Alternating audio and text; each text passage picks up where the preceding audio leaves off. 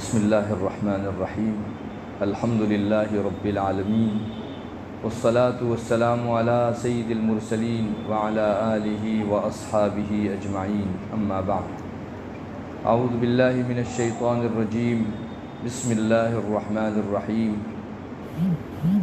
وما ارسلنا من قبلک الا رجالا نوحی الیہم فاسألوا اہل الذکر ان کنتم لا تعلمون بالبينات والزبر وأنزلنا إليك الذكر لتبين للناس ما نزل إليهم ولعلهم يتفكرون.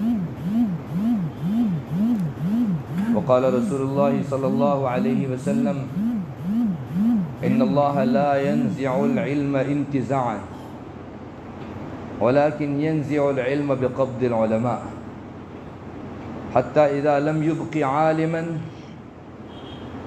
اتخذوا رؤوسهم جهالا فسئلوا فافتوا فضلوا واضلوا او كما قال علیہ الصلوۃ والسلام. عزت و احترام کے قابل میرے دینی بھائیوں، دوستوں، بزرگوں، انسان کی بدنی کچھ ضرورتیں ہیں، جسمانی کچھ ضرورتیں ہیں. ہر بشر کو ان ضروریات سے سابقہ اور واسطہ پڑتا ہے. انسان کی بدنی ضروریات کو ہم دو حصوں میں تقسیم کر سکتے ہیں. ایک تو پرمیننٹ ضرورت اور ایک ٹیمپرری ضرورت. پرمیننٹ ضرورت وہ ہے جس سے کوئی بشر خالی نہیں. جسمانی اس ضرورت سے سابقہ ہر انسان کو پڑا کرتا ہے، جیسے کھانا ہے، پینا ہے، رہنا ہے، پہننا ہے. یہ بنیادی ضرورتیں انسان کی جو ہے، اس سے کوئی بشر خالی نہیں. انسان کی لازمی، حتمی اور کمپلسری ضرورت اس کو کہا جا سکتا ہے. اپنی ان ضرورتوں کو انسان گھر میں بھی پورا کرتا ہے. کبھی ضرورت پڑی تو اس کے لیے باہر کھانے پینے کے واسطے ٹیک اوے کھلے ہوئے ہیں، ہوٹلیں کھلی ہوئی. رہنے سہنے کے لیے انسان لاج کا سہارا لیتا ہے، سرائے مسافر خانے میں جاتا ہے. مطلب انسان کی ان بنیادی ضرورتوں کے پورا کرنے کے لیے جیسے گھر کے اندر انتظام ہے، ویسے باہر بھی مستقل انتظامات ہیں. انسان کی ایک ضرورت ہنگامی، ٹیمپرری ہے. کبھی کبھی اس کو وقتی طور پر کچھ ایسی ضرورتیں محسوس ہوتی ہے جس کے لیے اس کو کسی اور کا سہارا لینا پڑتا ہے. جیسے میرا بدن جب تک صحت مند اور تندرست ہے اس وقت تک تو ٹھیک، لیکن میری صحت گڑبڑائی،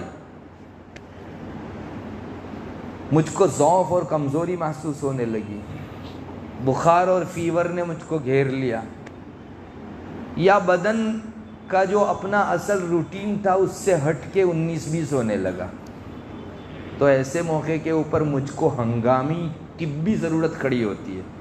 اس کے لیے میں کسی ڈاکٹر کا سہارا لوں گا. دستور ہے، دنیا کے کسی شخص کو یہ سکھانا نہیں پڑتا. طبیب کا، ڈاکٹر کا وہ سہارا لیتا ہے. او پی ڈی میں چیک کرواتا ہے، اگر درست ہو گیا تو ٹھیک، ورنہ سرجری کی ضرورت پڑتی ہے تو بڑے اسپتال میں بھرتی ہوتا ہے.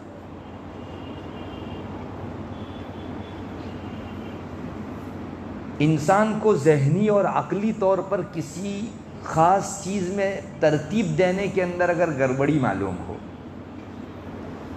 تو کسی ایڈوکیٹ کا سہارا لیتا ہے. مجھے کسی سے الجھاؤ ہو گیا، اس الجھاؤ میں ذہنی طور پر میں کسی خاص ترتیب پر اپنی بات پیش نہیں کر پا رہا ہوں، تو میں کسی ایڈوکیٹ کا سہارا لوں گا، وکیل کا سہارا لوں گا، سولیسیٹر کا سہارا لوں گا. پوچھوں گا اس سے کہ مجھ کو اس آدمی سے اپنا یہ حق نکلوانا ہے تو کس ترتیب سے بات کرنی چاہیے.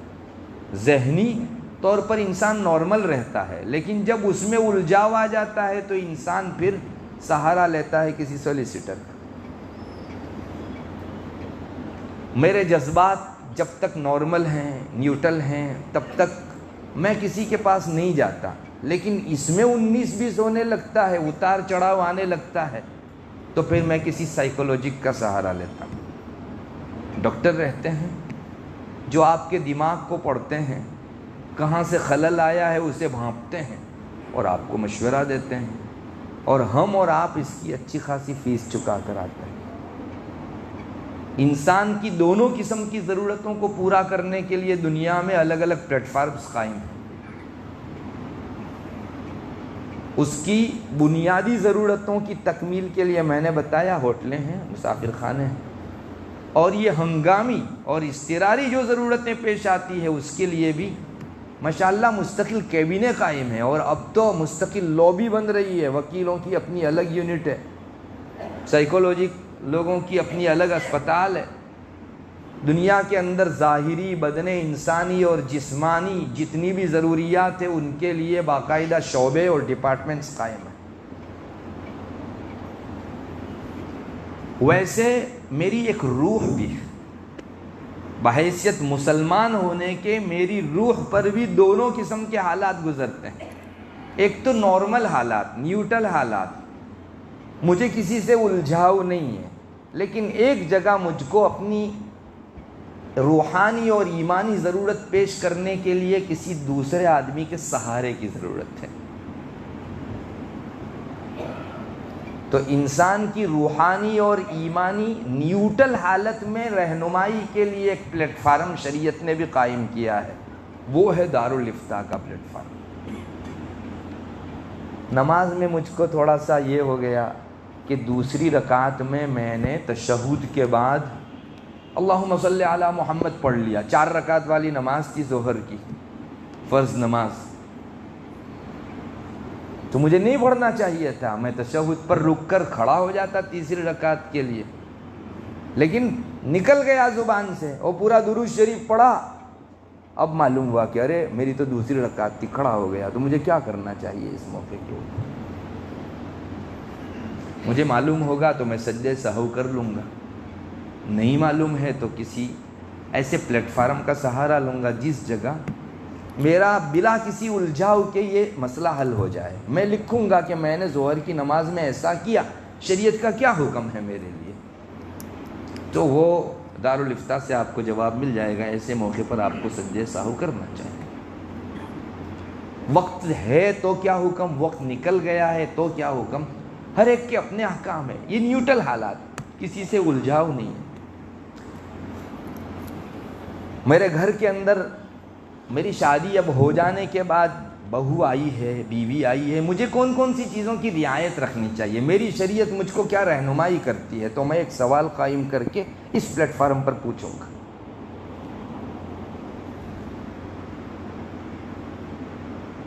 شریعت وہاں سے رہنمائی کرے گی کہ آپ کی بیوی کے بنیادی موٹے موٹے یہ چند حقوق ہیں، ان کو آپ کو نبھانا چاہیے۔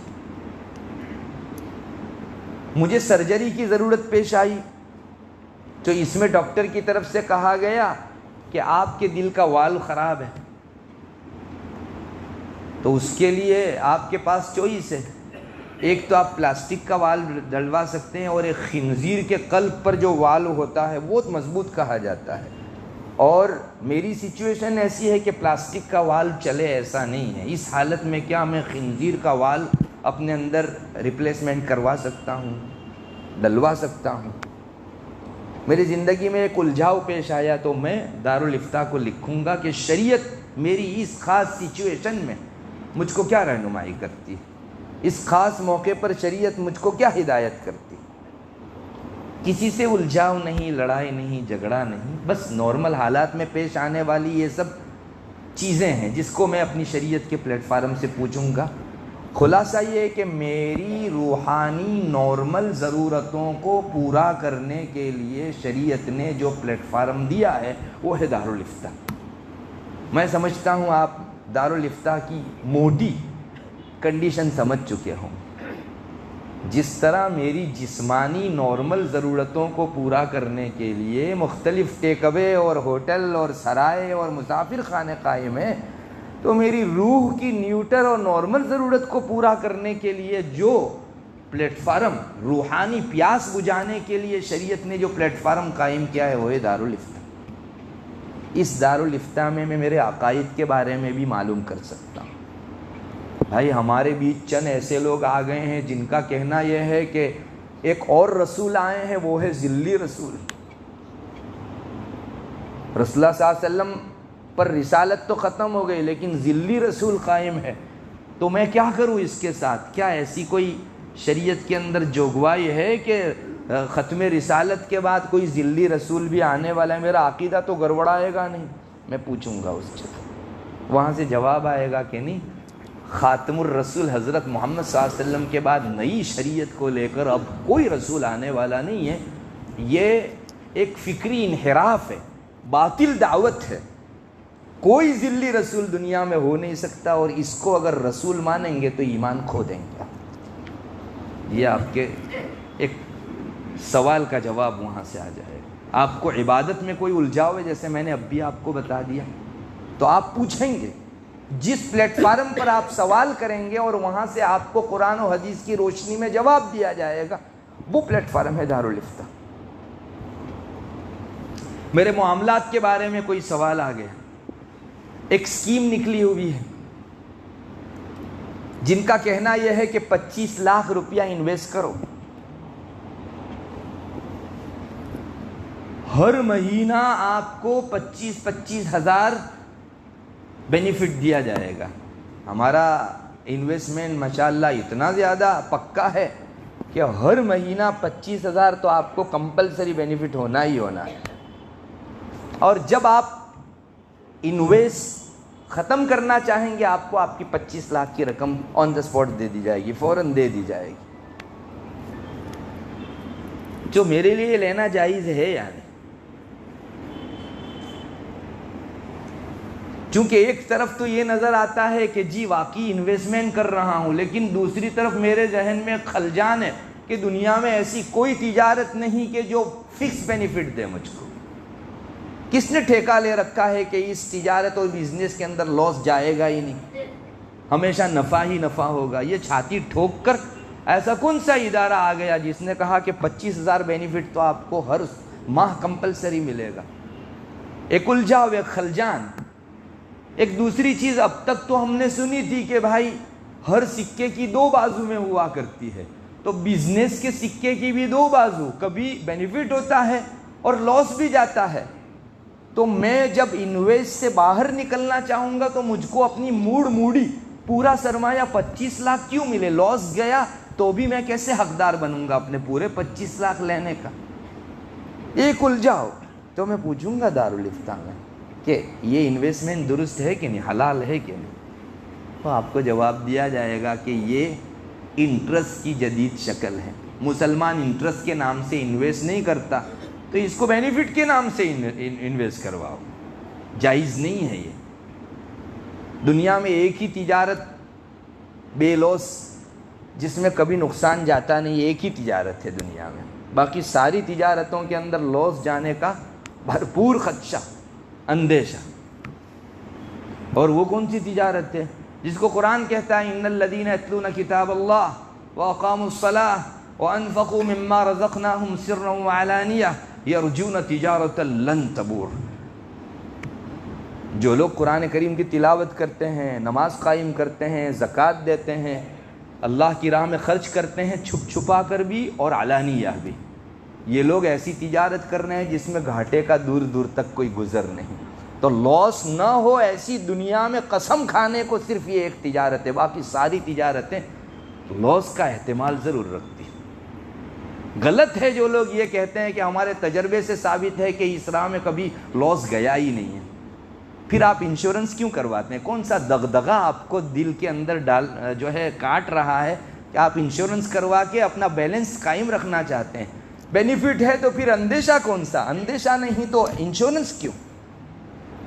پتا چلا یہ زبانی جمع خرچ ہے، مسلمانوں کے کو انٹرسٹ میں پھانسنے کے لیے ایک چکنا چپڑا عنوان کہ انویسٹمنٹ، حالانکہ انویسٹمنٹ ہے ہی نہیں۔ سچی بات یہ ہے کہ میں 25 لاکھ روپے قرض دے رہا ہوں سامنے والے کو، جب ملے گا تو میرا 25 لاکھ دیا ہوا مجھ کو واپس مل جائے گا، اور بیچ میں یہ جو کچھ بھی ملا وہ سب کا سب انٹرسٹ. کل قرض جر نفعا فہو ربا. جو قرض اپنے پیچھے بینیفٹ کھینچ کر لاتا ہے وہ سب کا سب سود ہے. شریعت کا دھارا اصول ہے شریعت کا. آپ کو بینیفٹ چاہیے ہے تو بزنس میں جاؤ, وہاں پھر لاس کا رسک بھی رکھو کہ مجھ کو لاس جا سکتا ہے, اور اپنے رقم کی سیفٹی چاہیے ہے تو پھر قرض میں جاؤ, پھر وہاں بینیفٹ بھول جاؤ, آپ کی رقم سیف رہے گی. 25 لاکھ دیے 5 سال کے بعد آپ کو 25 لاکھ ہی ملیں گے. جس کو قرض دیا وہ مکلف ہے آپ کو 25 لاکھ کے 25 لاکھ لوٹا. رقم سیف لیکن بینیفٹ نہیں ڈھونڈنا ہے. وہ کھاتے الگ الگ دونوں کے دونوں. یہ آپ کو رہنمائی کس پلیٹ فارم سے ہوگی؟ جبکہ آج کی دنیا نے ہماری کمزوریوں کو سامنے رکھ کر یہ گر سیکھ لیا ہے کہ مسلمانوں کو حرام کے نام سے انوالو کرو ہی مت, ان کو اچھے عنوان سے انوالو کرو. آپ کو سمجھنا چاہیے. اور میں ہوں صرف ایک مرتبہ ایک اچھا عنوان آ گیا تو نہ میں نے آؤ دیکھا نہ بھاؤ دیکھا, آنکھ بند کر کے حلال حلال کر کے اس میں گر گیا. پھر جو لاس ہوا, چونکہ رب تعالیٰ نے جو راستہ منع کیا ہے اس میں کبھی میرا فائدہ ہو ہی نہیں سکتا. وقتی طور پر اگر میں بہت کچھ سمجھ بھی لوں پا بھی لوں, لیکن معال اس کا, عاقبت اس کا لاس اور خسارہ, نقصان ہی نقصان ہے. یہ کون سمجھائے گا؟ ایک پلیٹ فارم ضروری ہے اس کے لیے جہاں میں اپنے دل کے ان سوالات کو حل کر سکوں, دل کی ٹھنڈک کا سامان کر سکوں, میرے الجھاؤ کے لیے کوئی سلجھاؤ کی شکل اختیار کر سکوں. بہت چل رہا ہے اس طرح, اور اس طرح کے پلیٹ فارم سے رجوع نہ کرنے کی بنا پر یا ایسے پلیٹ فارموں کے موجود نہ ہونے کی بنا پر مسلمانوں کا ایک ٹولہ پھنس بھی رہا ہے اس میں.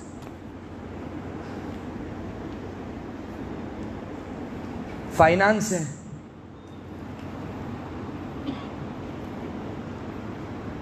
بھائی آپ گاڑی خرید لو, ادھار میں بھی آپ کو اتنے میں ہی پڑے گی جتنی نقد میں. واہ رے, کتنی آسان چیز. حالانکہ دنیا کے سارے شعبوں کے اندر تو میں نقد خریدنے جاؤں گا تو کم پیسوں میں پڑے گی, اور ادھار خریدنے جاؤں گا تو پیسے زیادہ لگائے گا. لیکن یہ دیکھیے فائنانس کمپنی بیٹھی ہوئی ہے, وہ کہے گی کہ ہم آپ کو کتنے کی گاڑی ہے, 1,00,000 روپے کی گاڑی 1,10,000 کی ہے, لے جاؤ 1,10,000 روپیہ ہر مہینہ 10,000 چکانے کا. تو ادھار مجھ کو تو ہر مہینہ 10,000 کر کے اتنے مہینوں میں 1,10,000 پورے کرنے ہیں. لیکن جیسے ایک نقد اور کیش پیسے سے خریدتا تو بھی مجھ کو 1,10 میں پڑتی, آج بھی مجھ کو 1,10 میں پڑتی. البتہ دبی آواز میں وہ فائنانس کمپنی آپ کو کہے گی دیکھو کوئی قسط اور ہفتہ چکنا مت, اگر چکائیں تو پینلٹی بھرنی پڑے گی. یہ ہے گڑبڑی, پینلٹی بھرنی پڑے گی. بہت دبی آواز. اب میں سمجھوں گا کہ جی دنیا کے سارے شعبوں میں پینلٹی بھرتا ہوں, پولیس نے پکڑا تو مجھے پینلٹی اور دنڈ دینا پڑتا ہے. ایک یہ مزید شعبہ جس کے اندر مجھ کو پینلٹی بھرنی پڑے گی. آپ سمجھو, بات یہ ہے کہ آپ کو یہ در حقیقت سود ہے. اس کو معلوم ہے کہ 1-2 قسطیں تو انسان حالات کے ماتحت چکتا ہی ہے, اور ان کا اکثر بزنس پینلٹی پر چلتا ہے. ابھی پچھلے سال سروے آیا تھا, بینکوں اور اس طرح کے مالیاتی دنیاوی جتنے بھی ادارے ہیں وہ کہنے کو صرف پینلٹی کہتے ہیں کہ ہم کہاں, تم جرم کرو گے تو پینلٹی لیں گے. ان کی آفس کا سارا مینٹیننس, تمام لوگوں کی تنخواہ, سب کچھ پینلٹی سے نکلتی ہے. سروے ہے باقاعدہ, اور یہ کسی مولوی کا سروے نہیں, ان حضرات کا کیا ہوا سروے ہے جو اسی شعبے کے لگے ہوئے لوگ ہیں. یہ پینلٹی جو ہے وہ سود ہے. لیکن آپ کو کہا جاتا کہ نہیں, آپ کو قسط چکنے پر سود چکانا پڑے گا, تو مسلمان فوراً بھاگتا, فائنانس کمپنی کا سہارا نہ لیتا. مگر پینلٹی کے نام سے سود بھروایا تو آنکھ بند کر کے لگتے. اب یہ انگلی رکھ کر کون بتاوے گا؟ یہ جو پلیٹ فارم بتاوے گا, یہ پلیٹ فارم دارالافتاء کا, جہاں سے قرآن و شریعت کی روشنی میں ان حضرات کے اندر جو ہے زہر بھرا ہوا ہے اور اوپر ڈیری ملک کا جو ہے کور لگا ہوا ہے، تو آپ کو بتائیں گے کہ ڈیری ملک نہیں ہے، مت کھاؤ. یہ بچے کی نادانی ہوگی کہ وہ صرف کور کو دیکھ کر اندر ڈیری ملک کے ہونے کا فیصلہ کر لے. یہ پلیٹ فارم ہے دارالافتاء کا، جہاں سے اس قسم کی رہنمائی ہوتی ہے. اب آپ محسوس کرو کہ جس جگہ ایسے پلیٹ فارم قائم نہ ہو وہاں بڑی آسانی سے لوگ مسلمانوں کو پھنسا جاتے ہیں. ہماری کمزوری کا حال میں آپ کو بتاؤں، اب تو یہ دشمنان اسلام اتنا سمجھ چکے ہیں کہ مسلمان کو اگر صرف مفتی صاحب کا حوالہ دے دیا جاوے گا نا تو بھی مان جاوے گا، وہ تحقیق کرنے نہیں جاوے گا کہ کون سے مفتی صاحب کا ہے. چنانچہ بینک کے جو ترغیب دینے والے آتے ہیں وہ آ کر ہم کو کہتے ہیں کہ ہاں ہمارے پاس سرٹیفکیٹ ہے کہ ہماری جو اسکیم ہے بینکنگ وہ جائز ہے، حلال ہے.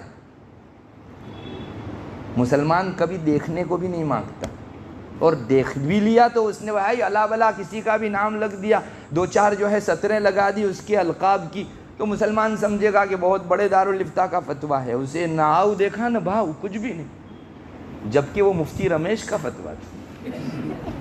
آپ سمجھئے اس کو، یہ جو آنے والا ہے نا اس کا اپنا فتویٰ ہے، کوئی کسی کا فتویٰ نہیں ہے. یہ دکھا رہا ہے، اور میں چونکہ میری کمزوری ہے کہ میں ماننے لگا، اس بنیاد پر لوگوں نے مجھ کو اب جو ہے بنانا بھی بہت شروع کر دیا.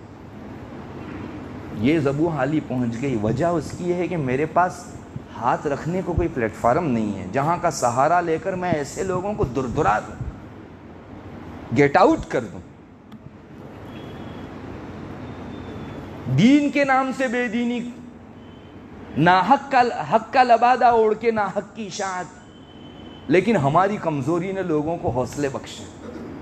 یہ اپنی جگہ ایک بہت کڑوی لیکن سب سے زیادہ درست حقیقت ہے.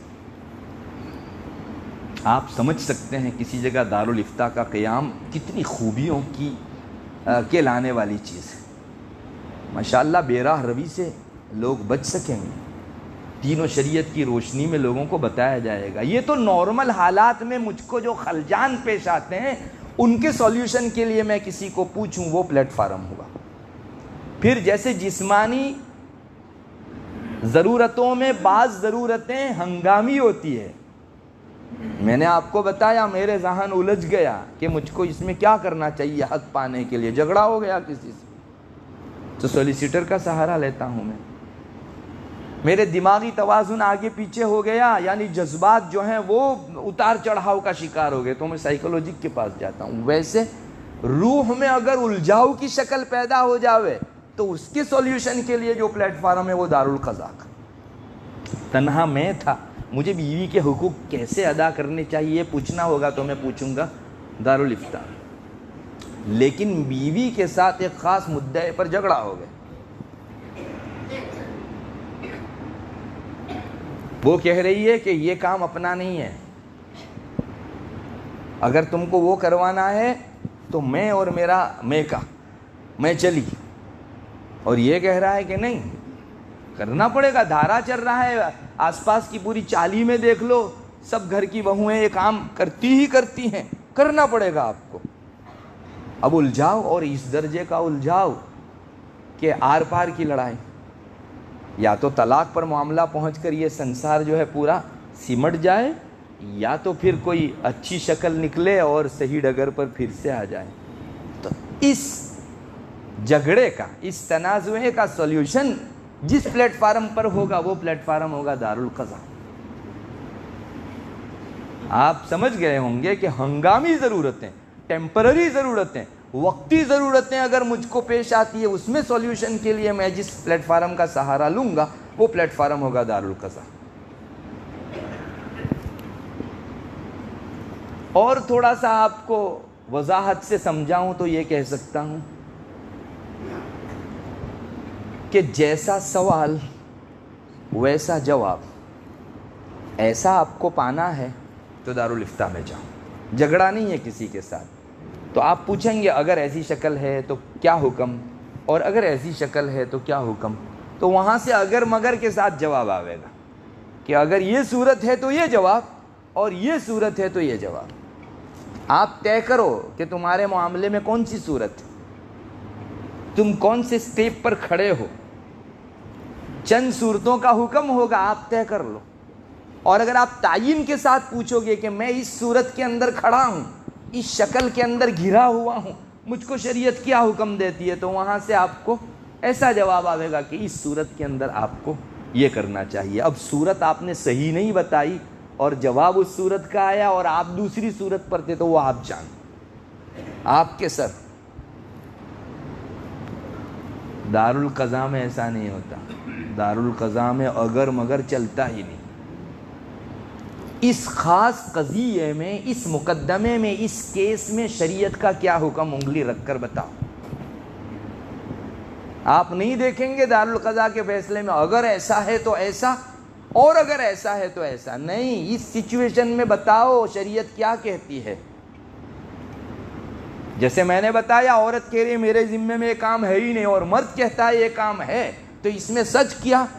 دونوں کے درمیان پروسیجر اور کارروائی کر کے قاضی طے کرے گا اور کہے گا کہ آپ کی سچویشن میں مثلا مرد صحیح ہے عورت غلط ہے، یا عورت صحیح ہے مرد غلط ہے. انگلی رکھ کر بتانا ہوگا اس کو. یہ دارالقضاء کا پلیٹ فارم. آسانی سے آپ دونوں کے درمیان کا فرق بھی سمجھ گئے ہوں اور یہ بھی محسوس کر رہے ہوں گے کہ دنیا میں جسمانی دونوں قسم کی ضرورتوں کو پورا کرنے کے لیے الگ الگ پلیٹ فارم قائم ہیں. تو میری روح کو لگنے والی کمپلسری اور ٹیمپرری دونوں قسم کی ضرورتوں کے پورا کرنے کے لیے بھی دو پلیٹ فارم الگ الگ ضروری ہے. اس میں سے ایک دارالافتاء ہے اور ایک دارالقضاء ہے.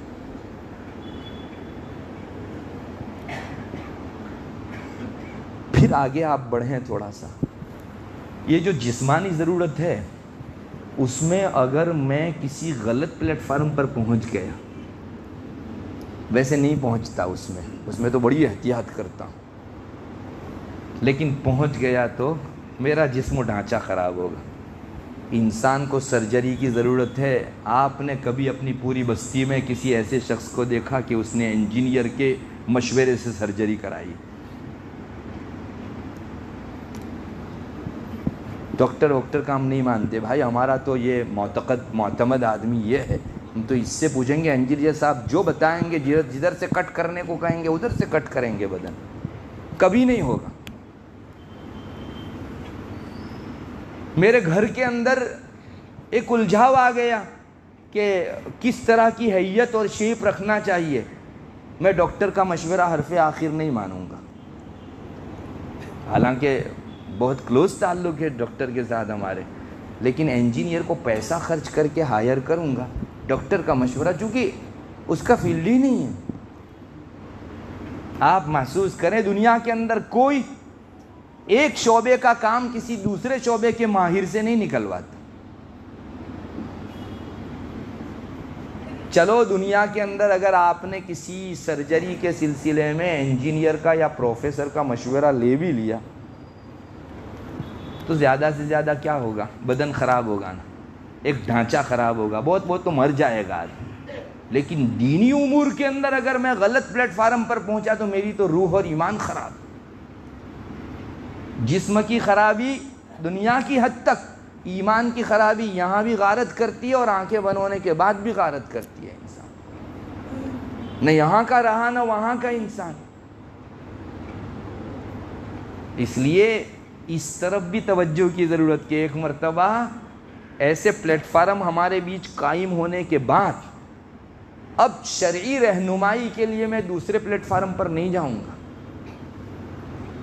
مجھے کہنے کی ضرورت اس لیے پیش آ رہی ہے کہ ہمارے مسلمانوں کے بیچ اب شرعی رہنمائی کے لیے ایسے لوگوں کا سہارا لیا جا رہا ہے جنہوں نے اسٹڈی سے علم حاصل کیا ہے. دین کا علم اسٹڈی سے حاصل کیا، ابھیاس کے ذریعے سے. خود کتابیں پڑھی اور دکتور فلاں بن گئے، ڈاکٹر بن گئے اور جو ہے رہنمائی کرنے لگے. چینل پر ان کے باقاعدہ سوال جواب ہو رہے ہیں. نہیں لگتا آپ کو کہ سرجری کے لیے کسی انجینئر کا مشورہ لیا جا رہا ہے؟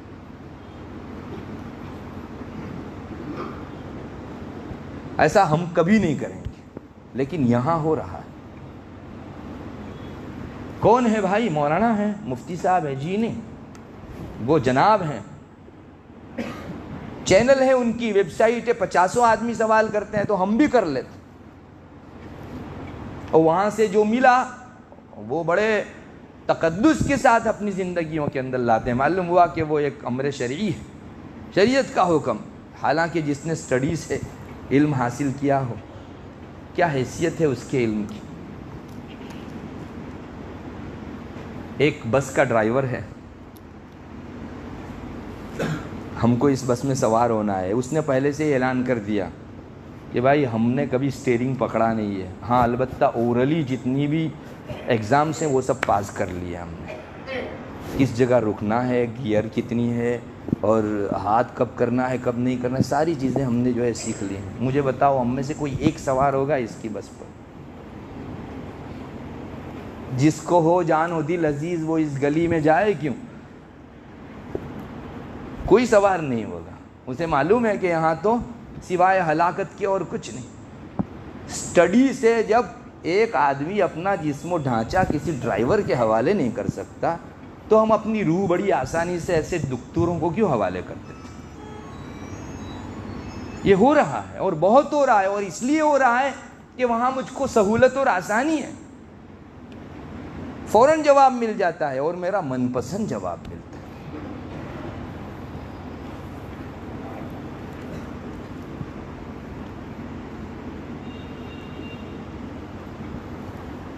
شریعت کا حکم بتانا سب سے مشکل کام،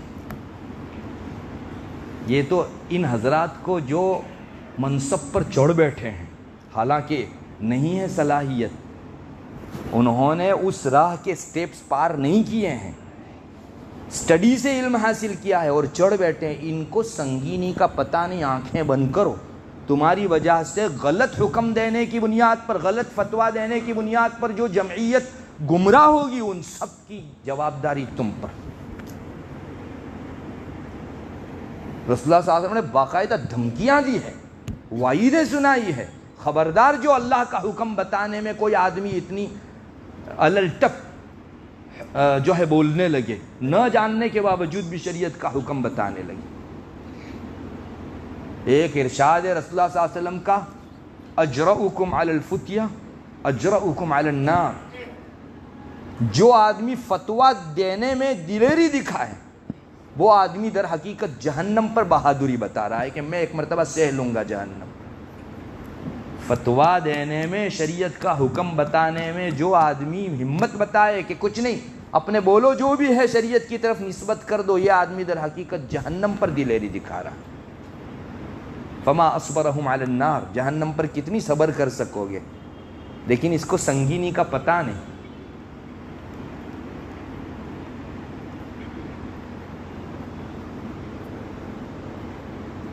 صحابہ فتویٰ دینے سے کتنا چونکتے تھے۔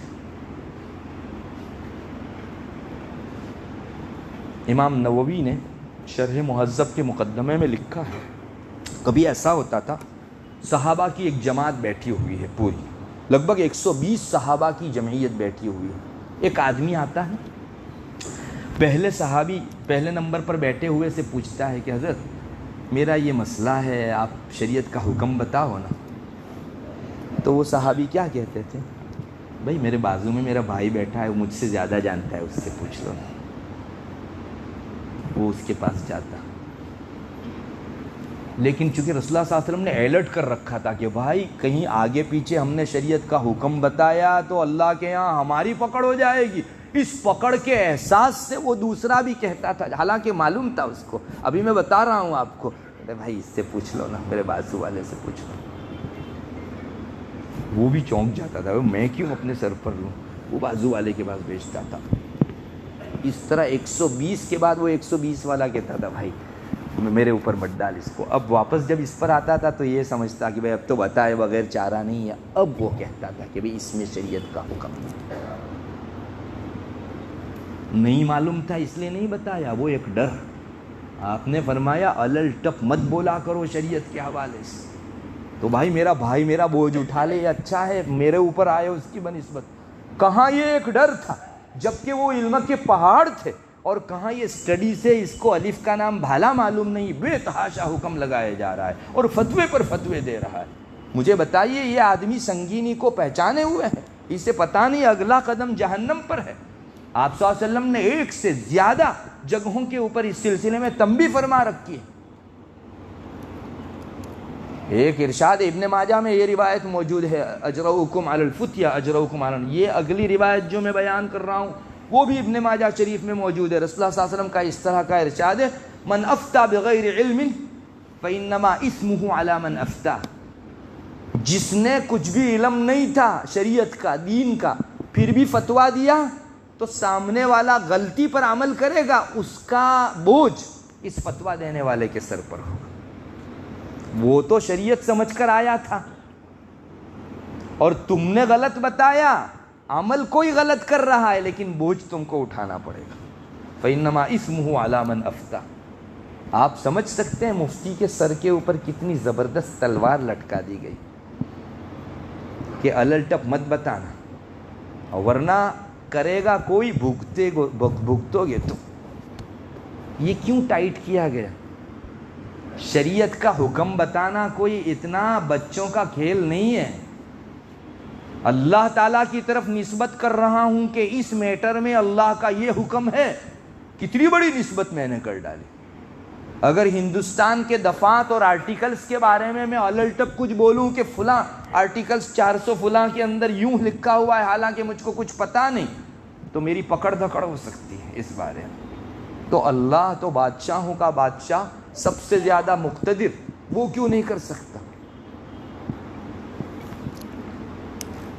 بہرحال ایک بات تو یہ ہے کہ فتویٰ دینے والے شخص کو بھی بہت زیادہ اہمیت دلائی گئی کہ آپ الٹپ مت بولو، جانتے ہو اسی بارے میں بولو۔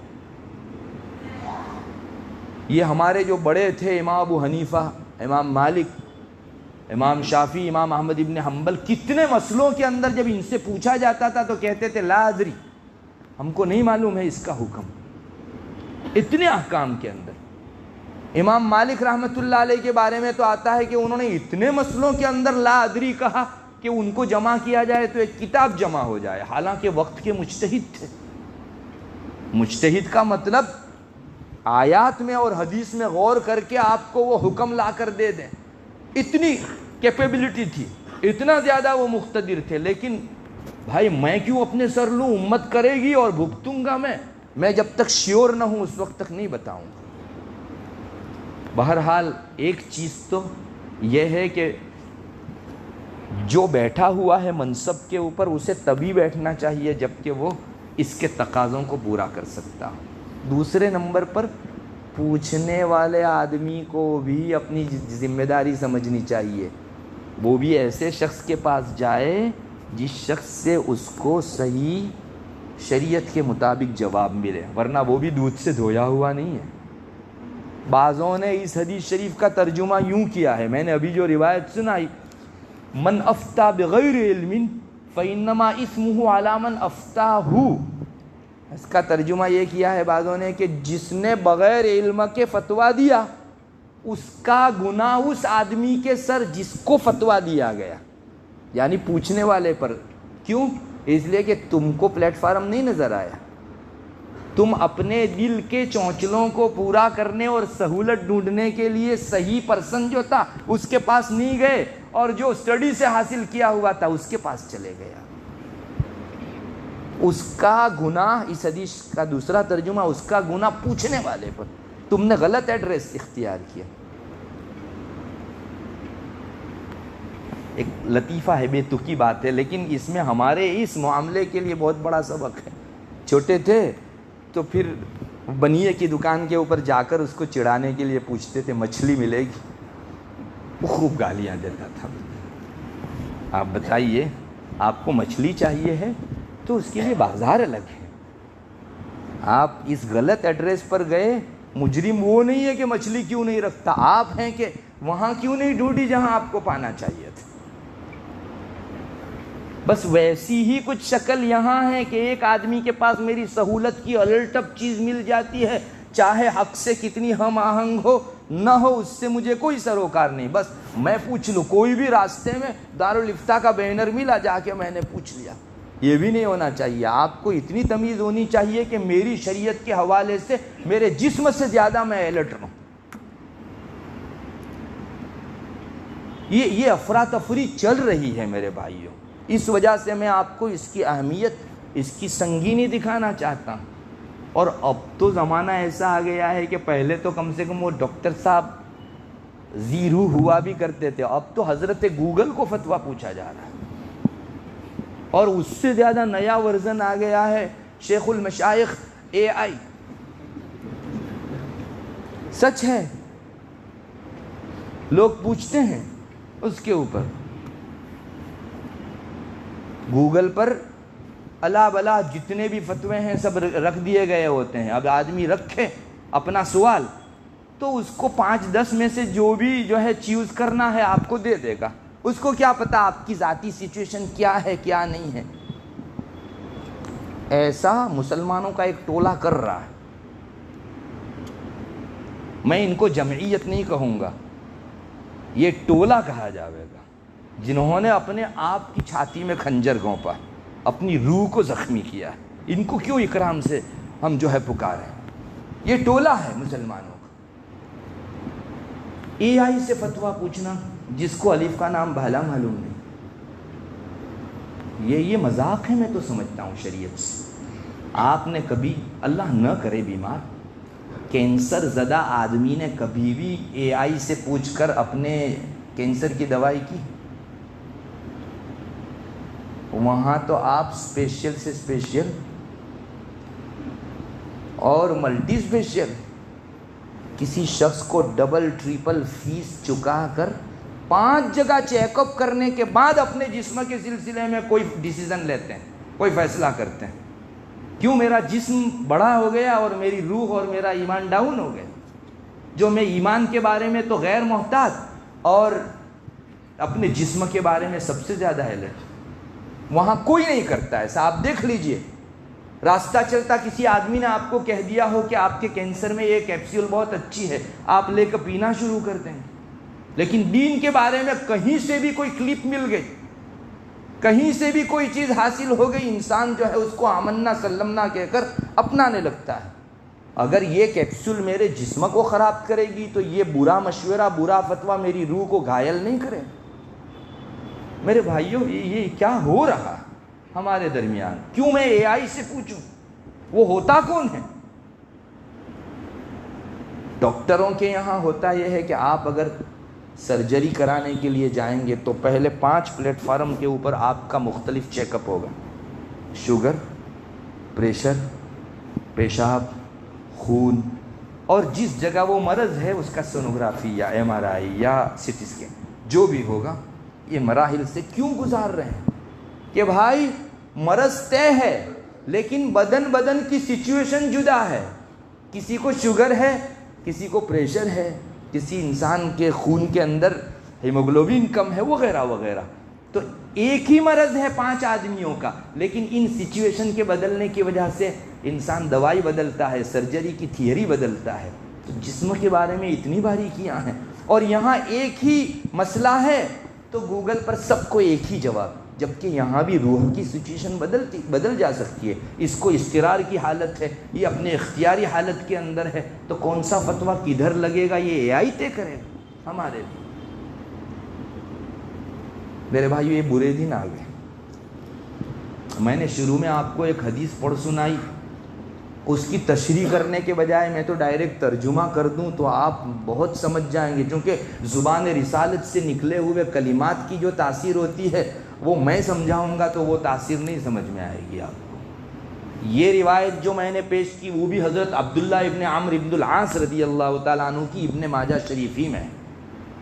آپ صلی اللہ علیہ وسلم نے کچھ اس طرح ارشاد فرمایا کہ اللہ تعالیٰ علم کو اٹھا لے گا، لیکن ایک دم نہیں اٹھا لے گا. یہ روایت میں ہے، ایک دم سے نہیں اٹھا لے گا. علم اٹھے گا علماء کے اٹھ جانے کی وجہ سے، ولیکن بقبض العلماء. آگے آپ فرما رہے ہیں یہاں تک کہ عالم اٹھتے جائیں گے، کوئی اس کی جگہ لے گا نہیں. تو اللہ تعالیٰ جب ایک بھی عالم باقی نہیں رکھیں گے اتخذوا رؤوسهم جہالا، تو لوگ اپنا پیشوا کسی جاہل کو بنا لیں گے. ان جاہلوں سے سوال کیا جائے گا، فتویٰ پوچھ، فسئلوا فافتوا، وہ فتویٰ دیں گے، فضلوا، خود بھی گمراہ ہوں گے، واضلوا، اور جن کو فتویٰ دیا ان کو بھی گمراہ کریں گے. یہ حالت جب تک آنی نہیں ہے اس وقت تک قیامت نہیں آنی. قیامت تب تک نہیں آوے گی جب تک یہ حالت آپ صلی اللہ علیہ وسلم کی پیشین گوئی سچ نہ ہو جائے. اب مجھے بتائیے، جہال کا سب سے اعلیٰ فرد AI نہیں ہے؟ جو بلا سچویشن دیکھے ہوئے دے بے دے جو فتویٰ آیا وہ دیتا جا رہا ہے کسی کو. اس سے زیادہ بڑا انسان جاہلیت کرتا ہے. چلو کچھ نہ کچھ انسانیت تو ہے، اس میں تو انسانیت ہی نہیں ہے سرے سے. اس کو پوچھا جاتا ہے کہ عید الفطر اور عید الاضحیٰ ایک دن کے اندر جمع ہو جائے تو کیا کرنا ہے؟ اب بقرعید اور رمضان عید ایک دن میں کیسے آئے گی؟ تو وہ فتویٰ دیتا ہے کہ ہاں علماء کا اختلاف ہے اس میں. یعنی مضحکہ خیز چیز ہے. اور ہوا ہے، لوگوں نے پوچھا اس طرح سے. اب مجھے بتائیے میں کیسے اپنی روح حوالے کروں اس کو؟ یہ تو کون سی کھائے میں مجھ کو لے ڈبائے گا، کچھ پتہ نہیں.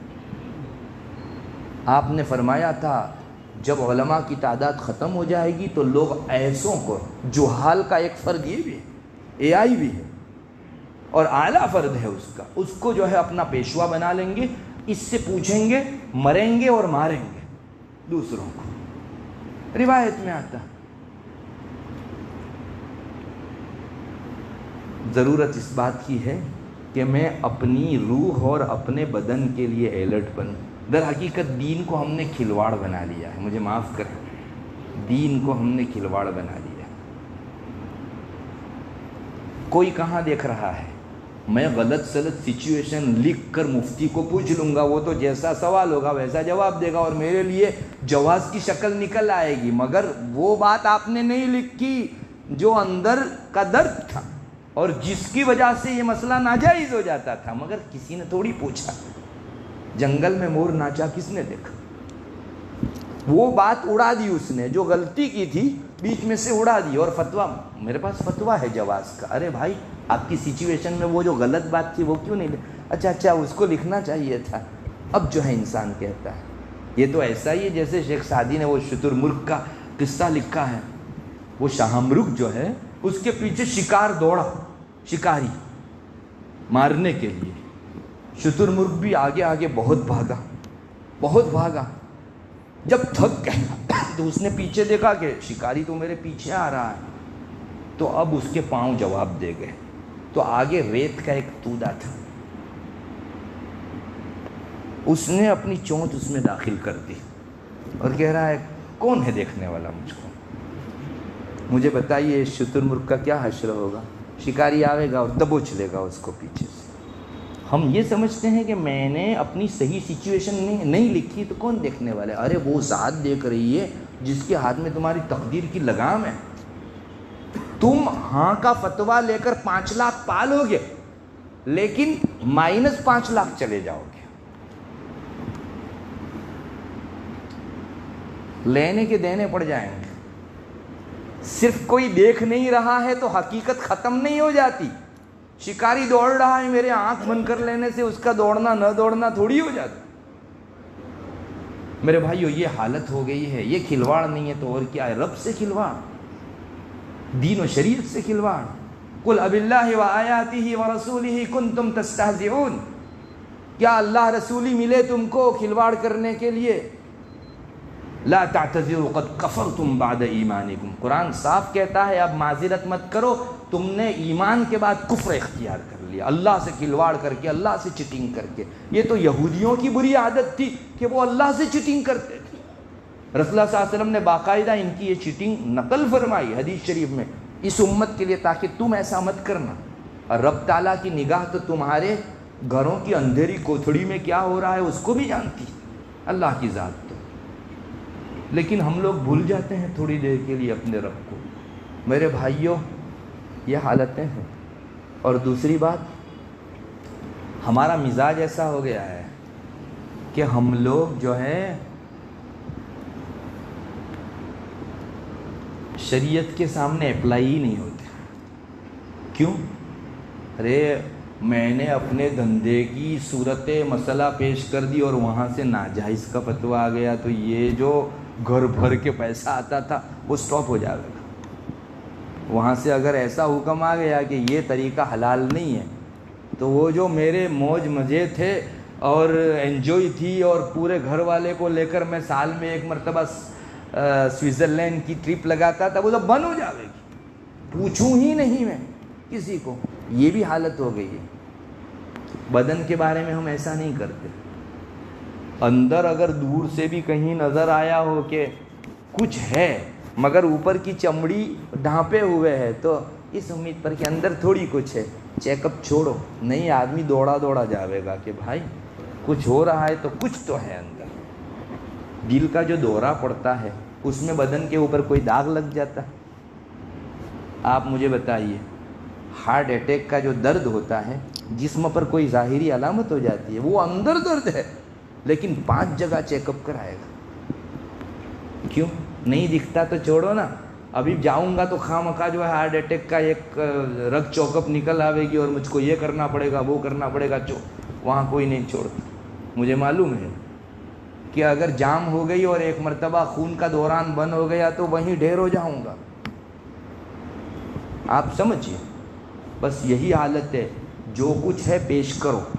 ایک دم سے نقصان کا بہاؤ آوے اور پورے خاندان کو لے کر چلا جاوے, اس کی بنسبت آج سٹاپ ہو جانا اچھا ہے. سر سے پانی اوپر نہیں گیا ہے ابھی, اس سے پہلے باز آ جاؤ, ورنہ سر سے اوپر پانی چلا جاوے گا تو میں اور آپ بے بس. پھر تو جو تکوینی فیصلہ ہوا آنکھ بند کر کے ہم کو جو ہے ماننا پڑے. آپ سمجھ رہے ہیں؟ دارالافتاء قائم کرنا ایک قوم کی بنیادی ضرورت ہے. یہیں سے ہمارے وہ مسائل حل ہوں گے جو ہماری روح اور ایمان سے تعلق رکھتے ہیں. اور میرے جسم و بدن کے لیے اگر میں محتاج ہوں مختلف پلیٹ فارموں کا سہارا لینے کا, تو اپنی روح اور ایمان کی صفائی ستھرائی, صحت, تندرستی اور بقا کے لیے بھی مجھے ایسے پلیٹ فارموں کی ضرورت ہے. اس کے پیش نظر یہاں کے علماء نے ایک اچھا ڈیسیزن لیا ہے کہ ہمارے آس پاس کے علاقوں کے اندر مستقل دارالافتاء نہیں ہے, تو کیوں نہ ہم ہمارے ایسے علماء کو ایک مستقل پلیٹ فارم دے کر بٹھائیں. قوم کے بہت سارے لوگ ضرورت محسوس کرتے ہیں کہ اپنے اس معاملے میں شریعت کی رہنمائی لوں, مگر پلیٹ فارم نہ ہونے کی وجہ سے ان کا حوصلہ پست ہو جاتا. تو انشاءاللہ ایک مرکز قائم ہوگا تو بہت ساری ایسی تشنہ طبیعتوں کو اپنی سیرابی کا سامان ملے گا. بہت سارے لوگ اپنے مسائل کو حل کر سکیں گے, اور ضرورت ہے اس کی. کسی دوسرے اسٹیٹ میں آپ پوچھنے کے لیے خط بھیجیں گے, 15 دن 20 دن میں ممکن ہے جواب آوے. تو یہاں آپ اپنی تحریر پیش کریں گے, کوئی پوسٹ کا بیچ میں واسطہ ہے ہی نہیں, آپ کو ہاتھوں ہاتھ 2-4 روز میں مل سکتا فتویٰ. اس کی ضرورت محسوس کی جا رہی تھی, اور ایک خوشی کی بات ہے کہ ماشاءاللہ یہاں کے علماء نے اس کی ہمت کی ہے کہ ہمارے یہاں ایک ایسا پلیٹ فارم دارالافتاء کا قائم ہونا چاہیے. اللہ تعالیٰ سارے آداب اور اصول سمیت اس کو جاری و ساری فرمائے. میرے بھائیوں, ایک بات کی طرف آپ کو متوجہ کروں گا. دارالافتاء قائم ہو جانا ایک بات ہے, اور اس کو قائم کیے رکھنا 2 نمبر کی دوسری بات ہے. بہت سی جگہوں پر قائم ہوئے لیکن قوم کی ناقدری کی وجہ سے اللہ نے نعمت اٹھا دی, دوسری جگہ رکھ دی. دارالافتاء کوئی تعمیر کا نام نہیں ہے کہ بہت اچھی اے سی والا آپ نے بنا دیا تو دارالافتاء. دارالافتاء آباد ہوگا آپ کے سوال پوچھنے سے. کوئی سوال ہی نہیں پوچھتا تو مولانا بیٹھ کے کیا کریں گے اس کی. اور یہ کتنی بری زبوں حالی کی بات ہے کہ ایک چھوٹی سے چھوٹی لاہری کے اوپر دن بھر میں 5-10 آدمی تو کم سے کم چائے پینے دوڑ جاتے ہیں. لیکن ضرورت شرعی کسی کو اتنی بھی نہیں کہ پوری بستی میں ایک آدمی بھی یہاں اپلائی نہیں ہوا دن بھر میں. ضرورت محسوس کرو. یہ ہمارے نہ پوچھنے ہی کی وجہ سے پورا دن ہم جو ہے بیل کی طرح کام کرتے ہیں اور بینیفٹ کچھ نہیں ملتا, بے برکت پیسہ, کیونکہ میں نے میری شریعت سے پوچھ کر کیا ہی نہیں. آپ دیکھ لیجئے, ترس آتا ہے ان لوگوں کے اوپر. صبح 7 بجے سے آدمی جاب پر جاتا ہے, شام 7 بجے واپس آتا ہے, اور ایسی اسکیموں کے اندر پھنسا ہوا ہے کہ جو غیر شرعی ہے. تو باوجود لاکھوں کا انویسٹمنٹ کرنے کے بھی انسان وہیں کا وہیں, بلکہ ریوس میں. اللہ کی پسندیدہ پیسے نہیں ہوں گے تو وہ آپ کو کھڑا بھی نہیں رہنے دیں گے, پیچھے ڈال دیں گے. تو ٹھکانے لگاؤ. بینیفٹ ایک ساتھ بہت نہیں ملے گا تو چلے گا, لیکن تھوڑا حلال آئے وہ ایک مرتبہ مجھ کو شروع ہونا چاہیے. یہ جو بے سکونی, بے تابی, بے قراری کا ماحول ہمارے درمیان قائم ہے, جبکہ پچھلے 20 سالوں کے مقابلے میں آج تنخواہ ڈبل ٹرپل ہو گئی ہے ہماری. ان دنوں جو سکون تھا اس کا 10واں حصہ بھی آج بڑی تنخواہ میں ہم کو نہیں ہے. کیوں؟ پیسوں کی کوانٹٹی کبھی بھی جو ہے انسان کو سکون نہیں دلا سکتی, اس کی کوالٹی دیکھیے. یہ حلال طریقے سے آیا ہوا ہے, انشاءاللہ آپ کے جی کو نہیں وجود کو ٹھنڈک بخش جائے گا. آپ کی نسلوں کا پیٹ ٹھنڈا ہوگا اور وہ آپ کی فرما بردار نکلے گی. لیکن میں پوچھنے کا مزاج بناؤں اپنی شریعت سے, چھوٹا بڑا کوئی مسئلہ ہو. الحمدللہ پچھلے سالوں ہم نے تو دیکھا ایسی طبیعتیں موجود ہیں کہ کوئی ایک کام شریعت کو پوچھے بغیر نہیں کرتی. اللہ جزائے خیر دے ایسے دین کا اہتمام کرنے والوں کے لیے. میرے رب نے جب میری زندگی کے سارے شعبوں کے بارے میں رہنمائی دے رکھی ہے تو مجھے پوچھنے میں حرج کیا ہے؟ میں اپنے رب سے پوچھوں گا, اور اس سے بہتر مشورہ میرے پیدا کرنے والے سے بڑھ کر کوئی دے بھی نہیں سکتا مجھ کو, یقین رکھیے. اور میری آپ کو درخواست ہے کہ منہ زبانی سوال کرنے کے بجائے آپ تحریری سوال کیجیے. یہ ایک اہمیت کی چیز ہے. رب خوش ہوگا کہ بھائی اس کو اتنی عظمت ہے کہ میرے پاس ایک سند رہے, ایک سرٹیفکیٹ رہے کہ ہاں شریعت کا یہ حکم میں نے پوچھ کر اس پر عمل کیا. لکھنے میں اہمیت بڑھتی ہے, اور اس کی وجہ سے اوروں کا بھی فائدہ ہو جاتا ہے. چونکہ یہ چیز جب شائع ہوگی تو اس قسم کے مسائل میں پھنسے ہوئے اور بھی 4-5-10 افراد ہوں گے, ان کا بھی کام بن جائے گا. آپ نے جلدی جواب مل جانے کے اس پر فون پر پوچھ لیا, آپ کا تنہا کام پورا ہوا, اور ایک اہمیت بھی نہیں جاگے گی. جہاں تک ہو سکے آپ تحریری طور پر لیجئے, ایک عظمت بھی ہوگی انشاءاللہ, ایک ماحول بھی بنے گا لوگوں میں پوچھنے کا. پھر آپ دیکھیے بستی کے اندر اللہ کی طرف سے رحمتیں اور برکتیں نہیں اترتی ہیں تو آپ مجھے بتائیں. اسباب اختیار کیجئے, اللہ تعالیٰ موسلا دھار برسائے گا. میں اپنا ہر قدم شریعت کی روشنی میں طے کروں, اس چیز کو آپ ٹھان لیجئے. مزاج بنے گا انشاءاللہ, ہماری نسلوں میں بھی یہ چیز اترے. کیونکہ میرے باپ کو میں نے دیکھا, کبھی بھی کوئی بھی مسئلہ آیا, بھائی ابھی رک جاؤ, ہماری شریعت میں ایک فتویٰ بھیج دو, 4 دن کے انتظار کی بات ہے نا, فتویٰ آ جانے دو. ایک مینٹالٹی بنے گی, ایک ذہنیت بنے گی ہماری اولاد کی کہ نہیں شریعت ہی سروپری ہے, کل فی الکل شریعت ہی شریعت ہے, اس کا فیصلہ حرف آخر ہے. انشاءاللہ بہت اچھا ماحول قائم ہوگا. اللہ کرے یہ کھلنے والا پلیٹ فارم ہماری قدردانی اس کو میسر ہو, اس کا پانی اسے میسر ہو, اور اللہ بچائے اس کی ناقدری سے. جیسے دوسری جگہوں پر برا حشر ہوا, اللہ یہاں نہ کرے اس چیز کا. آپ ساتھ دو, اور جو کچھ شریعت کا حکم آوے سر آنکھوں پر چڑھاؤ, اپنے لیے نفع بخش سمجھنے کا یقین رکھ کر عمل کرو. ظاہر میں آپ کو لاس دکھائی دے گا, لیکن میری شریعت نے کبھی میرا برا نہیں کیا ہے. پنا پلٹو, اس کے پیچھے آپ کا بینیفٹ ہی ہے. یہ دکھ رہا ہے لاس, لیکن پنا پلٹے گا اور آپ کے لیے بینیفٹ کی موسلادھار بارش شروع. شریعت میں یقین رکھو, شردھا رکھو. اللہ کرے یہ حقیقت ہمارے دل و دماغ میں آئے, اور ہمارے ان علماء نے جو بڑی ہمت کر کے ایک اقدام کیا ہے وہ ہماری پشپناہی کا محتاج ہے. ہم اس کو بیک پاور بخشیں, اس کی طرف رجوع کریں انشاءاللہ. پنپے کی جن جن جگہوں پر دارالافتاء اپنا موقر مقام حاصل کر چکا ہے وہاں لوگوں کی پشپناہی کا بہت بڑا دخل ہے۔ خلاصہ یہی نکلا کہ دارالافتاء مسلمانوں کی روحانی بنیادی ضرورتوں میں سے، کسی بستی میں دارالافتاء کا قائم ہونا اس بستی کے لیے رہنمائی کے ایک مرکز کے قائم ہو جانے کے درجے کی چیز ہے۔ مسلمانوں کے اس میں فتویٰ پوچھنے کے ذریعے سے اس کو پانی ملے گا اور یہ پودا تناور درخت بن جائے گا، اور ہمارے اس طرف رجوع نہ کرنے کی وجہ سے، پانی نہ ملنے کی وجہ سے، اللہ نہ کرے کہیں پودا سوکھ نہ جائے۔